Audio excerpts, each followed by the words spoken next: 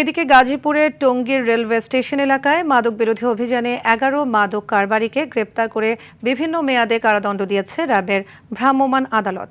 সোমবার রাত 8:30 থেকে চলা প্রায় 2 ঘণ্টা ব্যাপী এই অভিযানে নেতৃত্ব দেন র্যাব 1-এর অধিনায়ক লেফটেন্যান্ট কর্নেল নিয়ামুল হালিম।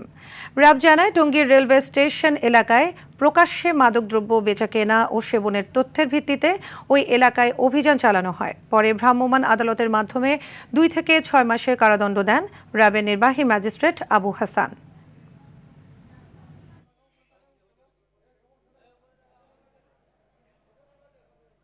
মাদকের বিরুদ্ধে জিরো টলারেন্স, তো তারই ধারাবাহিকতায় আমরা অপারেশনগুলো চালিয়ে যাব এবং যেসব জায়গায় এই সব বেচা কেনা বা এখানে যেসব জায়গায় মাদক বিক্রি হবে সেই সব জায়গায় এই বিক্রেতা প্লাস হচ্ছে এদের সাথে জড়িত সম্পৃক্ত সকল ব্যক্তিদেরকে আমরা গ্রেফতারের সর্বোচ্চ চেষ্টা করব।